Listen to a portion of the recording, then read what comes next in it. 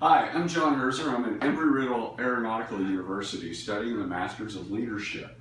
Today I'm going to go over a brief about leadership and motivation, skills that you can use in Lean Six Sigma that have been the past emphasis in motivation, conflicts, and in planning for events and using our curriculum. As a leader, you've got various requirements. You've got to be able to have coaching and mentoring. You've got to be able to talk to people, and by talking to people, kind of know yourself, where you come from, how you can relate to others, because how you relate to yourself may not be how others can relate to you. For the project, you need to have a defined plan. It's very crucial that you have a plan because your people that you're working with won't be able to have confidence in you if you don't have a really good solid foundation. And that's where a plan of action and milestones, and I commonly use Microsoft Project as a project plan for utilizing for some of my projects. And by doing that, I'm able to show a plan, keep my confidence, and be able to have a really good outcome. It's very crucial that you define the problems. When you're looking at Lean Six Sigma, it's not just Six Sigma or Lean. Some people have a bad name, bad rap about it because how it was introduced. But the thing to do is show the problem. How many times? How long has this been going on? What are the defect levels associated with the various things that you're trying to work on? Establish a business impact. It's kind of like, why should you do this process? It'll tell you how much defects you have, how much that's costing the company, as well as establish your focus. What's in, what's out. So many times we don't have a really clearly defined focus that may have a goal of improve by 10%, improve by 50%. But what is that 50%? And then next thing you know, well, you fixed one part of the project, and then someone says, well, I want to work on this and this and this. Well, did you consider this other defect also? Did you consider the landing gear? Did you consider the effects of the tail rotor gearbox is having on the vibrations of the aircraft and why the accelerometers were acting up? When in reality, all you're trying to do is fix the accelerometers on one of the main beams in the aircraft. So again, be careful of project scope. Have a clearly defined plan and stick to it. Teams. It's very important when you're dealing with various components, parts, and pieces that span anything from hydraulics to electronics to electrical to the mechanicals to the sheet metal or whatever that you may be working on in a process, that you have the right team members. And that's where having an integrated process team is very important. Those IPT teams, you'll find that all of a sudden you'll have somebody within the team that will help you deliver that end product. They're the specialist. Remember that. Don't try to all of a sudden take over and be the specialist.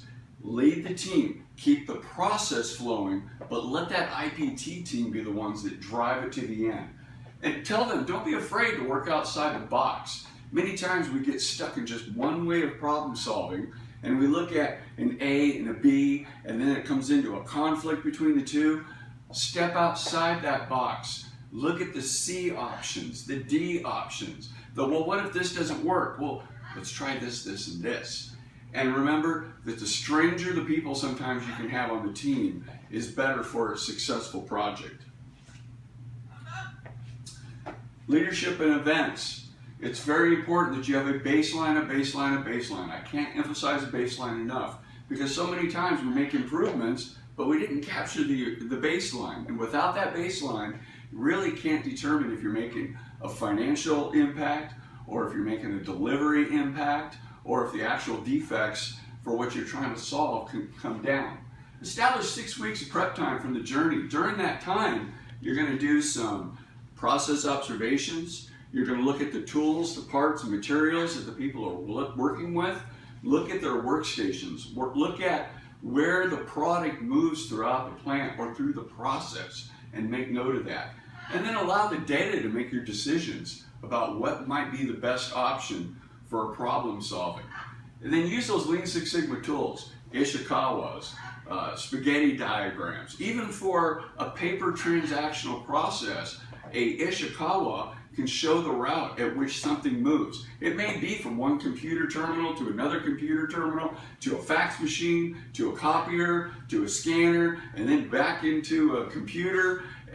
Again, it doesn't necessarily have to be just for production and how a product moves, like the tires move throughout a Toyota plant, or how an aircraft moves through a aeronautical industrial plant for being built. Those Lean Six Sigma tools are cross-generational. They can be used in any way, and you're only limited by your imagination. And the best part about these tools is that the problems will become visible. Remember that you'll always have objections, and it's very crucial that when you're dealing with conflict is that you let that person with the objection, the old phrase, bury the hatchet. Because only that person, after you have funneled out, it's kind of a term that I came up with when I was on recruiting duty. It was called funnel. You put the problem in, and then you just kind of let it spin, and you keep asking for those things. What objections is there? And finally they'll come out after you funnel those problems. And a lot of times it's just fear of the unknown.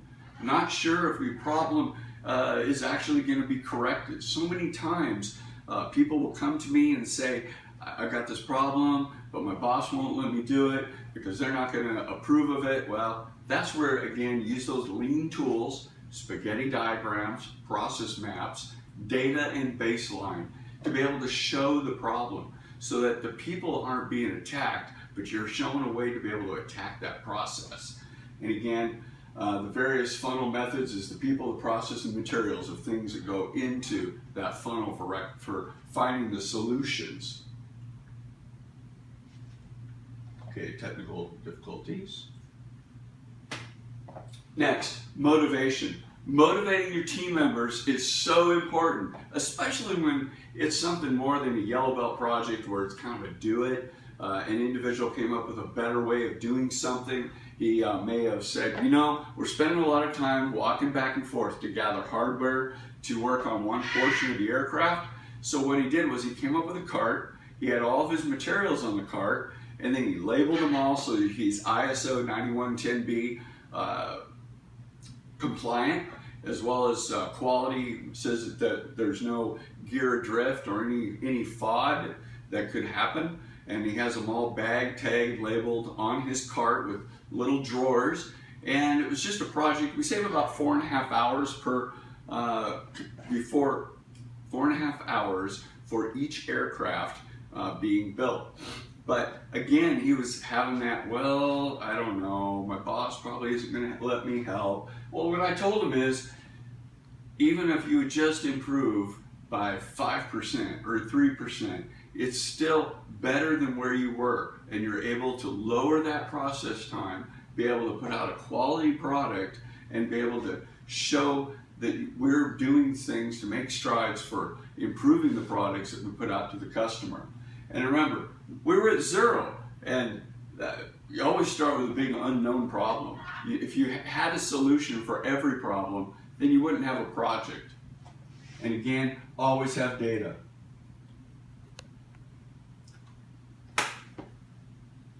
Leaders have to have adaptability. You've got to be able to let your people have those ideas. Let those ideas that those people have, all you'll do is facilitate them. Draw those ideas out of them. Ask about, well, how does this product move throughout the plant? Or exactly who assembles that? Not who as in the individual's name, but who as in what type of mechanics, what type of trades, what type of skill sets do they need to have? What process do they have? Those old questions of who, what, when, where, why, and how. Those are very crucial in figuring out how to make something better. By all means, let your people come up with some innovative ideas. Did you guys know that WD-40 that everybody knows about was actually for the Atlas missile program? That it was the 40th formula that they got it right for being used. Well, their product was not only used on rockets back in 1953, but was also used during the Vietnam era in order to keep the weapons lubricated because of the rains and whatnot, as well as The WD-40 company has expanded into various other household products that you may have heard of, like your 3-in-1 oil. I didn't know that, but that's the type of oil that my grandmother used on her sewing machines. Again, that's all been innovative ideas by the WD-40 company. Lava. How many times have you used lava soap after working on your car or working on something greasy or whatever, like a motorcycle? Or how about 2,000 flushes for the Tidy Bowl, as well as Carpet Fresh. So as you can see, innovation of ideas, and the company has expanded and been able to improve on products, so that way then you've got something better. It's always about making it better, because if you don't take care of the customer, someone else will. Collaboration. Teams have to get together to develop solutions. It doesn't happen at once. Just because you've got 1 hour or 2 hours or an all day scheduled for an event doesn't mean that's what it's going to take. I'm not saying push teams, but draw out those questions of who, what, when, where, why, and how. And then when ideas come out, when you're process mapping a process, they'll come out with, well, we don't have the right size bolts. Well, we use these bolts, but the problem is they don't lock up. Or we use this wrench, or we don't have the right tools. Those are all opportunities for improvement. All of those opportunities get logged onto what we call an implementation plan. That implementation plan allows us to be able, we can track it in Microsoft Project, but it allows us to be able to keep track of where was that problem, who is that problem, and what are we going to do to fix it, and when are we starting to fix that problem, and what is the end date. It sets a plan of action and milestones, commonly called the POAM. It's very important that we follow up on POAMs, so that way projects don't get lost. We maintain that culture change that will happen. So many times people say, I want to do this process. Well, the team will say, we could do this process, but then you go to put this process in place, and then people don't want to change. Well, if you take away the old process, put a new process in place, that will then in turn allow a change in the culture.